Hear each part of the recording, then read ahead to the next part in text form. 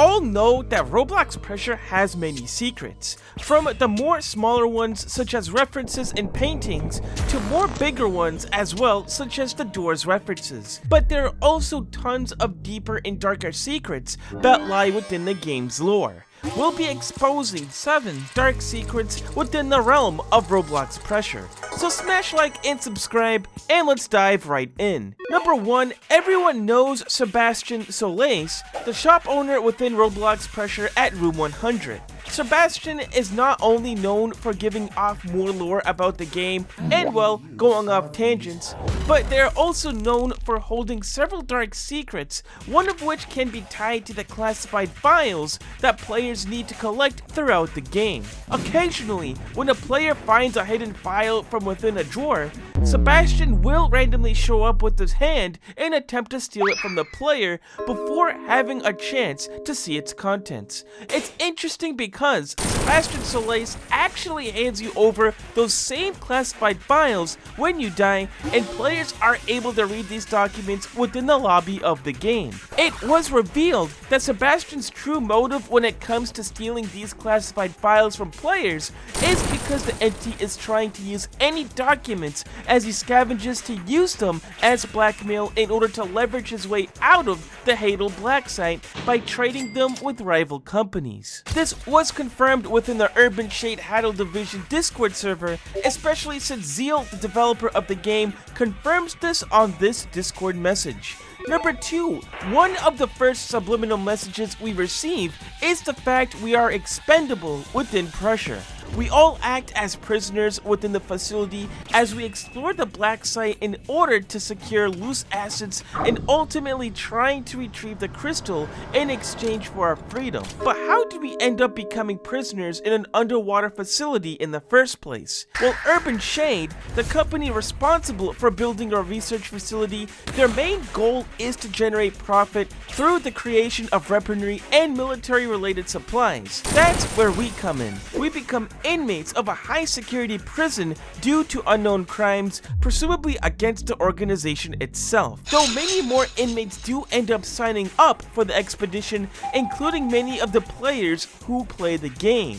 So it is a very dark secret to see that we're not just players exploring around, but we're actually detained and have no freedom in doing so. Number 3, the diving gear that we are given within Pressure seems to be a useful item as it allows us to explore more of the underwater depths of the facility, but it holds a double-edged sword that could lead to our demise. According to the classified documents, the prisoner diving gear, or PDG for short, is a modified diving backpack outfitted with a remotely detonated modified shotgun shell that works underwater pointed directly at the user's neck. This was modified in order to prevent players from swimming outside of their designated zones, as according to the files, there was a major issue of them swimming away in order to leave the let van zone. That's where the PDG comes in. It acts as a major deterrent in which if convicts did end up swimming away, the headquarters at Urban Shade can just flip a switch, which would lead the shotgun to go off on the convict,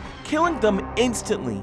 And according to the files, this helped reduce escape attempts by a jaw-dropping 98%. That is pretty insane, considering the equipment not only helps us, but is also essentially a remote-controlled mine in case we don't follow the organization's demands. The PDG dark secrets go even deeper, especially since it was documented that they can also be detached remotely from the user's back, leaving them to drown within the darkness. But it is not advised as it is considerably more inhumane. Number 4, within one of the Easter eggs in the game does contain Z779, codenamed the Painter, which is an AI art program that sits on a 1980s styled computer fit with a modern drawing tablet instead of the usual keyboard. The purpose of this AI program was to mine Roblox cryptocurrency being rigged to a farm to mine Robux 6 days out of the week in order to be sold on crypto markets. The AI has the power to digitally draw paintings on its own without needing to take inspiration from online sources. The creator of the program was eventually interrogated and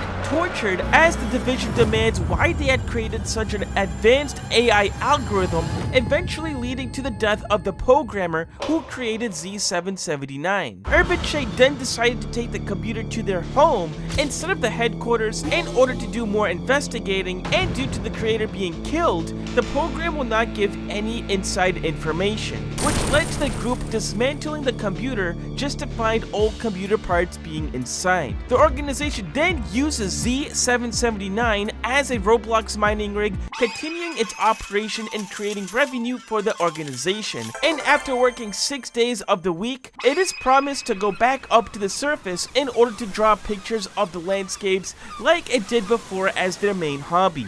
In short, Z779 is imprisoned and worked as a slave for the Urban Shade company in order to generate more revenue in form of cryptocurrency. Number 5, in the later parts of your expedition through the black site, players will notice this major section of dealing with a big metal structure walking around in an underwater setting. This structure is known as the Trench Bleeder class walker, and well, it was really only built for one thing: to make as much money as possible for the Urban Shade organization. These systems are controlled by a navigation AI system which allows them to do many tasks day in and day out. There's also a crew of about 12 people that can take control of a mobile resource rig in case the AI systems do indeed fail. The dark secret does come from the idea that once the area is fully stripped of its resources, the organization will shut down all of them and dismantle them for parts, except for Lucy, as the owner of the company had requested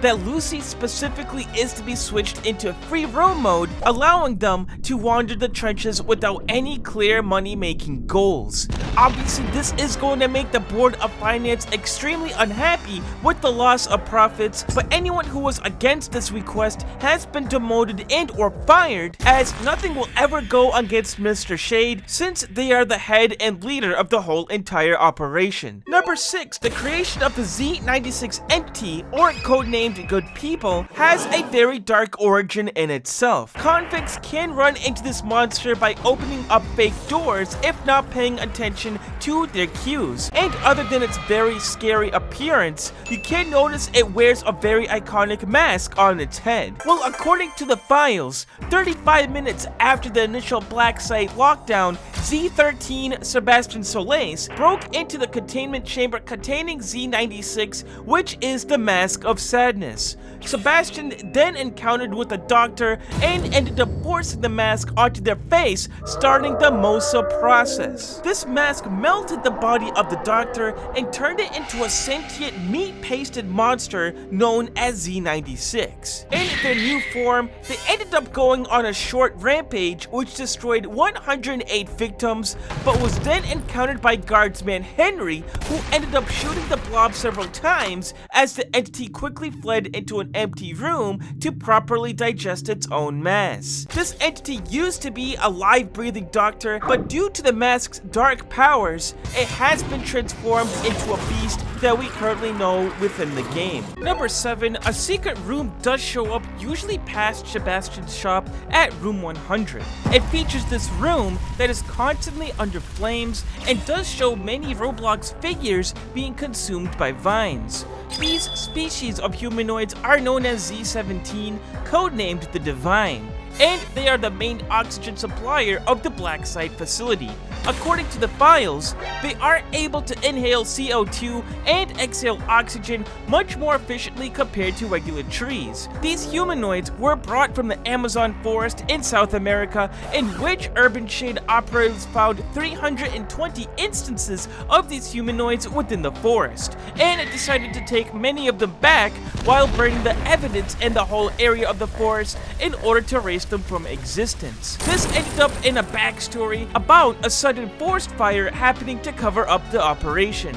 These strange humanoids are responsible for the oxygen for the whole entire facility, and if they were to die out due to not being maintained, oxygen levels within the facility would be vitally low, forcing everyone within the area to wear rebreathers and breathing masks in order to survive. It's also interesting to note that if you do go near these vine-enwrapped humanoids, they are sometimes aggressive to invaders within their nests, so they do have minds on their own at the same time. Interesting humanoids, especially as they did originate from a whole different continent. But what other secrets have you noticed? Like and subscribe and take care.